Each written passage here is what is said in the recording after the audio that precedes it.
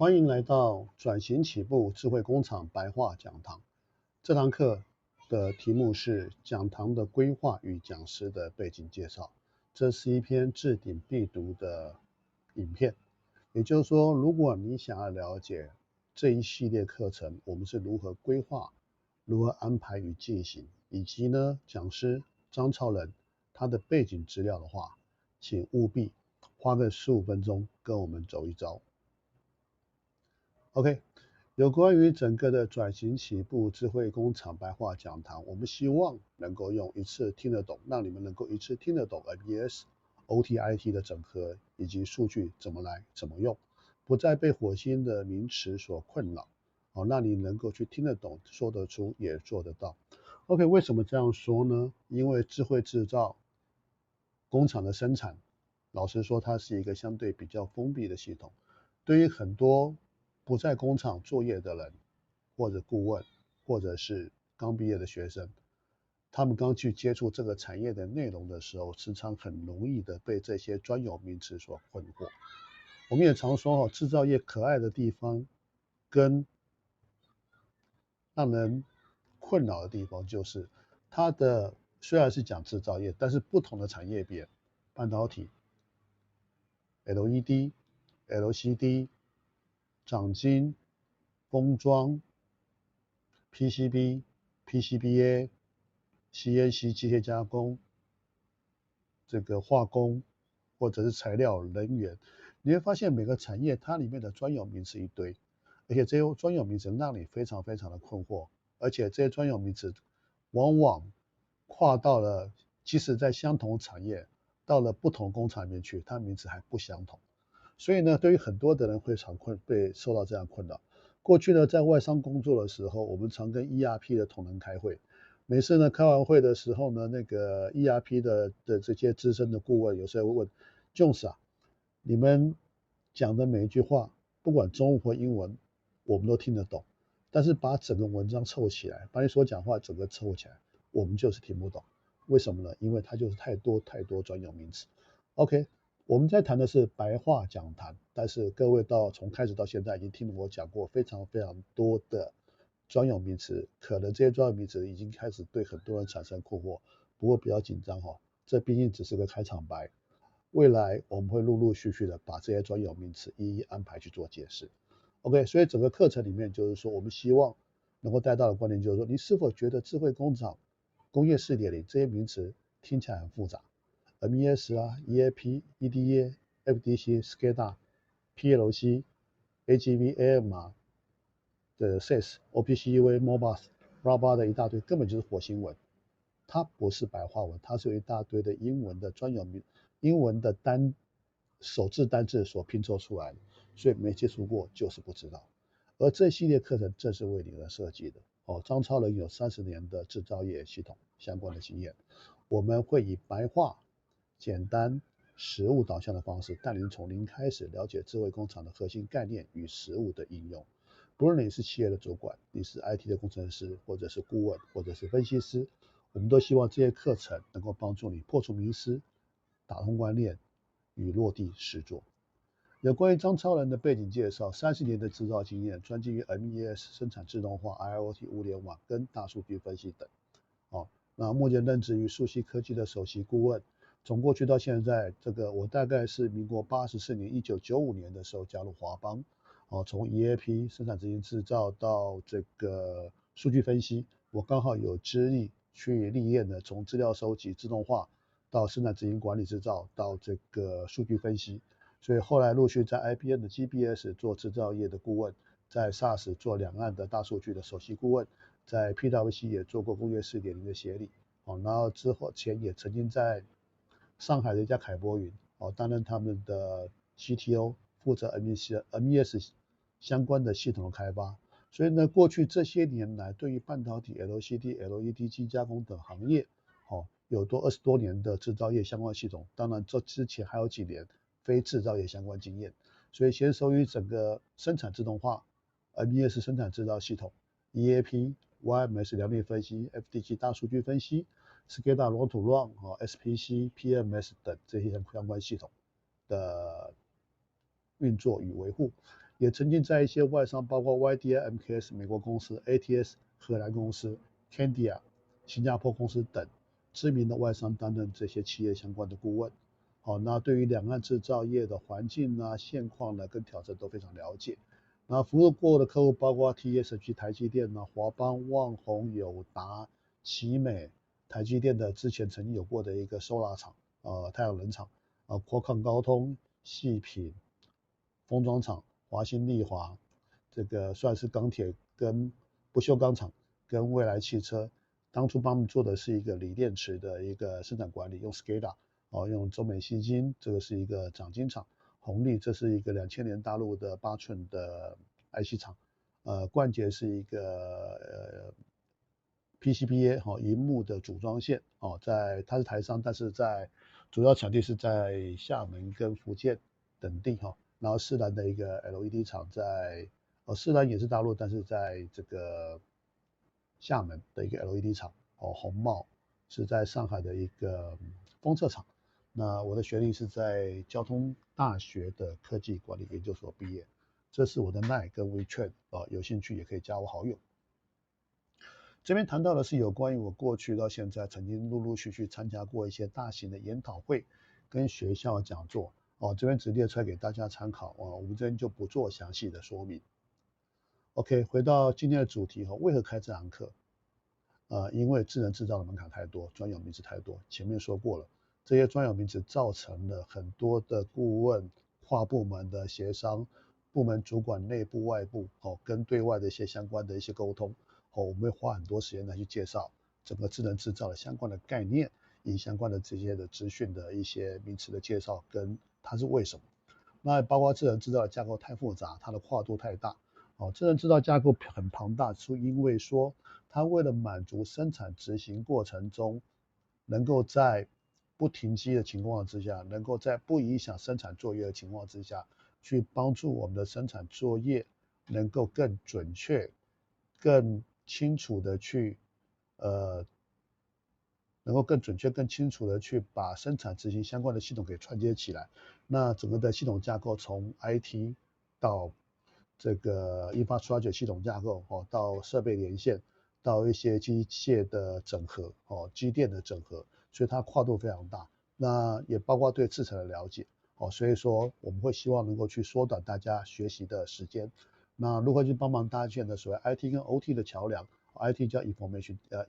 technology。OT 叫 Operation Technology， 也就是把资讯系统呢跟生产作业系统之间去搭建起这个桥梁，来减少大家沟通上的困难。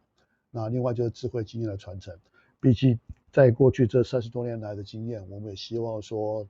在这个时间点，把这些相关的经验做一个分享，那来减少这些新进同仁的学习跟摸索的时间。那课程现在是说课程的限制。我的专长是在工厂，不包山包海，也就是说公司里面系统太多了，工厂只是其中一环，虽然占了很重要的一环，但是毕竟它不是全公司所有系统，所以我也只能就我所知道的，跟我过去所接触过的这些东西给各位回复。那我所不了解的部分，我会尽量找专家来帮忙大家回答。那我知道我的经验算是相当丰富，但是也不可能完全正确，而且呢。很多经验是在半导体合适的，在传统产业不合适，在机械加工合适的部分呢，在这个半导体也不合适。所以说在这个地方，我只能尽量的实事求是，会去验证这些相关资料，但也不代表我所讲的每个东西都是正确的，也不是每一个观念都可以放出四海皆准。所以有任何问题呢，我们欢迎提出来一起讨论。那我会谈生产制造、技术管理，但我不是专家。在业界来说，生产制造，尤其在科技产业，有个非常有名的人叫做曲博。那曲博这个所介绍的非常多的先进知识科技，也常常是我也是他的粉丝所以我也常去看曲博的节目。所以说如果谈制造、谈生产、谈科技，很多东西我们是会去到曲博的网站上面去了解这些最新科技。他在这方面做得非常非常的好。那我在这边做介绍，主要是要做一件事情，就是说，对于搞 IT 的人，对于搞资讯的人，他不可能不了解生产的 user 的现况，然后呢就去帮客户写程式这是个非常不 make sense 的一个概念。所以呢，我常常会跟我们过去的一些新进同仁做一些 user 的制程介绍，而这些 user 的一些生产制程流程介绍、技术管理，可以协助他们说跟 IT 未来在沟通的时候，如何去了解 user 到底在讲什么样的语言，我们的 user 在做什么所以我也常跟很多新进的 IT 的同仁在讲，你不是制造专家，所以你可以不用了解制造业他们的生产过程中非常技术上面的问题，但是你需要了解他的需求但是你在了解他的需求，你就要蹲到工厂里面去了解他们到底在做什么。所以我的课主要是让这些新进的 IT 同仁能够去了解我们的 user 他们的现况所面临的问题跟需要帮助的地方。然后呢，很多的这些生产应用还是要 case by case 的，一对一的去了解之后才能够去做所以说我常鼓励我们的一些新进同仁你一定要去了解 user 你不要等 user 了解你，user 不了解 IT 是很正常的。OK， 那回过来讲，我对于剪辑软体也不熟，所以我不会去做一些字效跟字幕跟特效那这是专业知识的频道，所以也画面比较简单，就像你所看到的都是 PowerPoint 跟声音的结合。然后适合的对象的话，包括 IT 资讯人员、IE 工业工程的人员、设备制程的工程师，也包含了对一些中高阶的主管尤其有些中高阶的有一些制造技术的相关的主管上到了中高阶之后，需要对工厂的一些资讯整合去做数字转型的相关负责人，所以他更需要了解 IT 在做什么。那对于一些顾问公司的初学者啦，数据分析的顾问啦或者是想要理解智慧制造却被专用名词困扰的人，我相信这系列课程都可以给你很大的帮助。我们希望你学习后能够去了解智慧工厂背后的架构跟流程跟逻辑这样你跟 IT 去沟通的时候才能够彼此了解他的需求是什么会说出一些专有名词 MES 啦 SCADA 啦 PLC 啦这个 OPCUA 啦这个 YMS FDC 龙图乱相关的这些的专有名词那我们在后续陆续跟各位做介绍，也能够了解数据分析对智能制造的帮助与影响。我常说智能制造在做两件事情，一个是让我的产线的生产能够自动化的去执行、去运作，避免人为的 misoperation， 避免人为的作业疏失。但同样的，我们在做这些资料汇整跟整合的过程中，也会收集大量的机台的资料，大量的跟品质有关的资料。那这些资料如何在数据分析让它产生价值这个产生价值，这是一件非常重要的数据。所以我们未来也会花很多时间在数据分析上面去做一些案例的说明跟推广，然后呢，也能够让你在跟不同部门沟通的时候与数位转型的这些相关的语言，然后呢，也增加如果你有机会的话，也可以增加你的面试跟转职的能力。那开课方式的部分，我们预计每周一跟每周四的8点会上架影片。当然这段时间我可能会多上架几篇，毕竟刚开始。然后也会投影片的方式简报的课程内容来去做介绍，就像你今天所看到的内容。考虑到大家都很忙，我每堂课程尽量不超过15分钟，超过的话我会大概把它切成2个章节到3个章节来去呈现。那尽量以白话文的解释来去说明整个课程内容，但是不免我会有一些比较特定的 IT 课程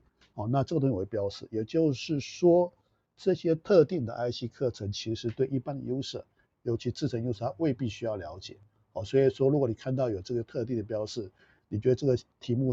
兴趣不大，你也可以不用看那整个课程的模组呢，我大概分为6大类，包括智慧制造，包括这个设备通讯自动化、设备连线的部分，IoT 的部分，包括了产业的发展跟制程概念的介绍也包括了数据分析与应用，还有一些特定厂商的一些产品专栏。我们会接受一些特定厂商的一些产品的专栏介绍专门介绍一些产品然后另外一个就休闲，我个人喜欢美食跟旅游，然后呢乐器的部分二胡跟口琴3不5时我大概也会花点时间跟大家做点分享，如果你有兴趣的话。那回过来讲，我们这是一个抛砖引玉我常说过，智慧制造的范畴非常非常的大我毕竟没办法 cover 全部的这些的 knowledge 所以说我需要一些志同道合的朋友一起来做经验的传承，所以有兴趣的朋友可以跟我联络。那也要求这些尽力的邀请这些 ERP 啦、物管啦、QA 技术管理的专家那如果你有其他的特定的专题，也欢迎跟我联系。如果任何建议跟想法，也欢迎跟我联系。那合作模式的部分这是个免费的频道所以呢，大家也都知道录制影片基本上是蛮辛苦的，做这些投影片也蛮辛苦的所以请帮忙帮我们订阅、分享、开启小铃铛，也欢迎加入我们的频道的会员。那也欢迎智能制造相关的专题演讲跟邀访如果你有这些相关的议题，想要去了解更深入的去做介绍，课程内容我们可以讨论之后再来安排。那有这些的需求，也欢迎跟我们联系。那也欢迎这些厂商呢，以顾问的方式来邀请合作。毕竟过去我们接触过非常多的系统。那如果你在系统开发过程，在一些特定项目上面需要找顾问进场去做辅导去帮忙协助做一些评估，也可以跟我们联系那也欢迎相关的厂商的广告的制度行销那也欢迎厂商提供产品测试，我们会在特定厂商的产品的专栏里面帮你做测试完之后，由我们来帮你做介绍。那本频道唯一对外的沟通管道是就是点章@spacing.com.tw。OK， 谢谢各位的宝贵的时间。那最后再说明这一章一下，就是这个章节是有关于未来我们会开课的陆续的一些清单